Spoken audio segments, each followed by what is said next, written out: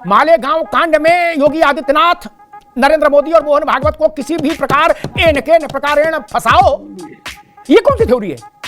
अरे बाप रे, ये तो धोती खोल रहा है। आपने कहा कि दूरदर्शी है कांग्रेसी और योगी आदित्यनाथ को फंसाने की साजिश थी। अरे योगी आदित्यनाथ तो 2008 में दूध पी रहे थे। अच्छा, बीजेपी योगी आदित्यनाथ बच्चा था, बच्चा। योगी आदित्यनाथ बच्चे थे। अगर उस वक्त 3 बार का सांसद आपके लिए बच्चा है तो फिर आप तो बहुत बड़े बूढ़े हो गए। फिर आप तो बहुत ही बड़े बूढ़े हो गए भाई। आप तो खान अब्दुल गफ्फार खान हो गए। और मुन्ना भाई ने कहा कि हमारे लिए सब भारतीय हैं। नहीं, अभी हाजी नाजिम ने कहा कि मालेगांव में इतने मुसलमान मारे गए और पहलगांव में हिंदू मारे गए। ये अगर अरविंद सिंह बोल दे तो अरविंद सिंह की गर्दन पकड़ लो। बोले संप्रदाय को केवल ये बोल सकते हो कि भारतीय मारे गए, और मालेगांव में बोले केवल ये बोलो मुसलमान मारे गए। ऐसा कहां से लाते हो कलेजा यार? नहीं, ऐसा कलेजा कहां से लाते हो? नमस्कार दोस्तों, चैनल पे आप सभी का एक बार फिर से स्वागत है। दोस्तों आज की डिबेट वीडियो होने वाली है अमिताभ अग्निहोत्री और कांग्रेस के प्रवक्ता के बीच में। दरअसल कांग्रेस को अभी हाल ही में 2 झटके मिले। एक तो मालेगांव केस में इनकी हेरा फेरी समझ आ गई कि किस किस को ये फंसाना चाहते थे, और दूसरा राहुल गांधी को सुप्रीम कोर्ट ने ये बोला है कि भाई कोई भारतीय होगा, सच्चा भारतीय होगा, वो ऐसा अपने देश के बारे में नहीं बोलेगा जो आप कहीं भी किसी भी मंच पर खड़े होकर बोल देते हैं। इसी पर डिबेट के अंदर अमिताभ अग्निहोत्री जी ने कांग्रेस को बढ़िया वाला धोया है। डिबेट वीडियो बहुत ही इंटरेस्टिंग होने वाली है। आपसे रिक्वेस्ट है वीडियो को एक लाइक जरूर कर दें, चैनल पे नए आए तो चैनल को सब्सक्राइब और बेल के आइकन को ऑल कर दें। पहले चलते हैं, देखते हैं डिबेट में क्या कुछ हुआ। पिक्चर चालू करो बे। 2 बातें जो नाजिम साहब ने कही उसमें 2 बातें हैं जिन पर मुझे टिप्पणी करनी। पहली बात तो ये, हर मौत शोक का विषय है। मेरे लिए 3 लोग मालेगांव में मारे गए, कुछ घायल हुए, वो भी दुखद है। और 181 लोग ट्रेन में मार भस्मीभूत कर दिए गए ट्रेन विस्फोट में, वो भी दुखद है। 181 लोग। हम मालेगांव में बताते कि मुसलमान मारे गए, लेकिन 181 में कौन मारे गए ये कोई अगर ये बोल देंगे अरविंद सिंह या रत्नाकर तो इनको टोक दोगे, कहोगे भारतीय मारे गए। मालेगांव में मुसलमान मारे गए और ट्रेन में 181 बोले नो नो नो। पार्लियामेंट को याद करिए, इंडियन इंडियन इंडियन। और मालेगांव कौन मारे गए? मुस्लिम मुस्लिम मुस्लिम। ऐसे चलोगे? किसकी आंखों में धूल झोंक रहे हो भैया? किसकी आंखों में धूल झोंक रहे हो? धूल नहीं, आप तो मिर्च झोंक रहे हो आंख में। और दाल में तड़का लगाओ, मिर्च का आंख में लगाओगे। और दूसरी बात मैं कहता हूं, एजेंसी ने काम ठीक से नहीं किया, एजेंसी को के खिलाफ मुकदमा करो। कोर्ट ने गलत फैसला दिया, सुप्रीम कोर्ट जाओ, सारी बात स्वीकार्य है। लेकिन मालेगांव कांड में योगी आदित्यनाथ नरेंद्र मोदी और मोहन भागवत को किसी भी प्रकार न प्रकारेण फंसाओ, ये कौन सी थ्योरी है? ये कौन सी थ्योरी है? जिनने मालेगांव किया उनको ढूंढो, मुकदमा लड़ो, सुप्रीम कोर्ट तक लड़ो, इंटरनेशनल कोर्ट तक लड़ो, हम सहमत हैं। लेकिन गोरखपुर के सांसद और गुजरात के मुख्यमंत्री को मालेगांव में लाके नाप दो, ये तो नहीं चलेगा ना मित्र। जांच करो। लेकिन जबरिया फंसा दोगे। वो अधिकारी क्या कह रहा है, रत्नाकर भाई, अरे मुन्ना खान साहब, वो अधिकारी कह रहा है कि हमारे वो महाराष्ट्र के जो बाद में पुलिस प्रमुख हुए, परमवीर महावीर, क्या नाम था, परमवीर, हाँ, उनका वही जिक्र कर रहा है कि उन्होंने हमसे कहा कि किसी भी तरह से इन 3 लोगों को इसमें फंसाओ। हम ये 3 लोगों को चाहते हैं कि इसमें ये लोग फंस जाएं। तो ऐसे तो फिर चीजें नहीं हो सकती। अगर ये तय करके हो जाए कि इस जांच में इन 3 को नापना ही नापना है, इनकी भूमिका हो या नहीं हो, इससे मतलब नहीं। मोना खान साहब, तब तो मामला बहुत गड़बड़ हो जाएगा। नहीं, अमिताभ जी, ये बात किसने कही? एटीएस के पूर्व अधिकारी। जी हाँ। आप बैकग्राउंड जानते हैं उसका, कौन है वो? नहीं, मैं ये जानता हूँ एटीएस में काम करता था। बैकग्राउंड तो आपको पता होगा। मैं बता दे रहा हूँ, बीजेपी का दल्ला है वो। भतीजा उसका बीजेपी से चुनाव लड़ चुका है। तो जो बीजेपी के उस परिवार में कोई चुनाव लड़ेगा उसकी बात सही नहीं मानी जाएगी।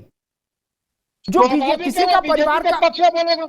मुन्ना भाई, एक मिनट ठंडे से 1 मिनट फिर मतलब आप ये नियम बना रहे हो, इसको संविधान में लिख दिया जाए कि जो बीजेपी से किसी के नाते रिश्तेदार चुनाव लड़ लेगा उसकी बात हमेशा झूठ मानी जाएगी। ये जी, अब मैं जवाब दूं? जी जी जी जी। IAS अधिकारी ने बोला। पहली बात जी। उसकी बैकग्राउंड चेक करनी चाहिए उसके बाद। और आपने कहा कि दूरदर्शी है कांग्रेसी और योगी आदित्यनाथ को फंसाने की साजिश थी। अरे योगी आदित्यनाथ तो 2008 में दूध पी रहे थे। अच्छा, बीजेपी में सीधे एक लाइन से मैं बता रहा हूँ, सुन तो लीजिए। बीजेपी में एक लाइन से शीर्ष नेतृत्व बहुत ही मजबूत थे और है भी।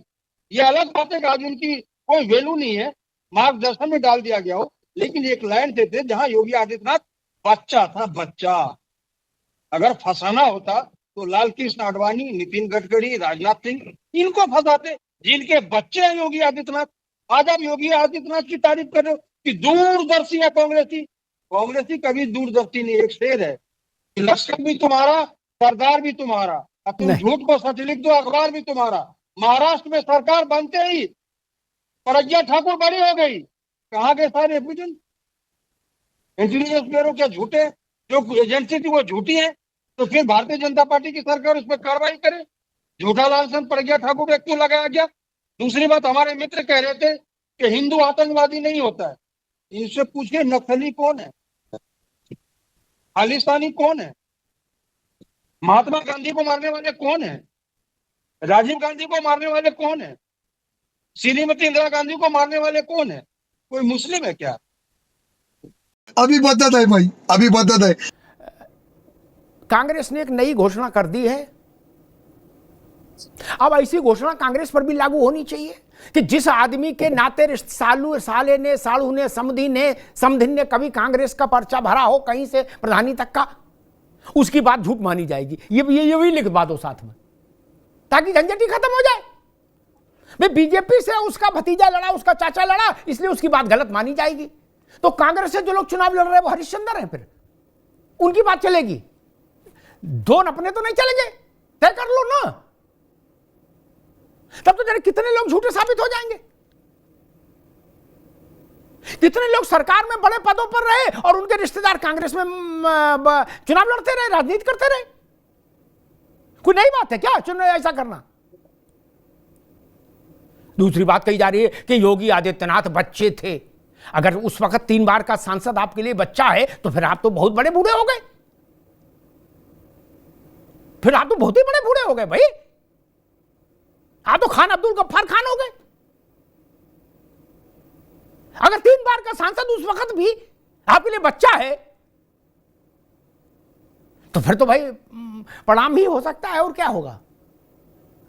और मुन्ना भाई ने कहा कि हमारे लिए सब भारतीय हैं। नहीं, अभी हाजी नाजिम ने कहा कि मालेगांव में इतने मुसलमान मारे गए और पहलगांव में हिंदू मारे गए। ये अगर अरविंद सिंह बोल दे तो अरविंद सिंह की गर्दन पकड़ लो। बोले संप्रदाय को केवल ये बोल सकते हो कि भारतीय मारे गए, और मालेगांव में बोले केवल ये बोलो मुसलमान मारे गए। ऐसा कहां से लाते हो कलेजा यार? नहीं,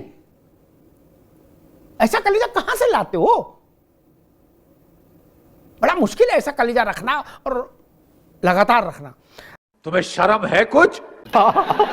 ये कह रहा हूं, जिस सुप्रीम कोर्ट की आप बात कर रहे ये। हो, उसी सुप्रीम कोर्ट के 5 जज इतिहास में पहली बार है।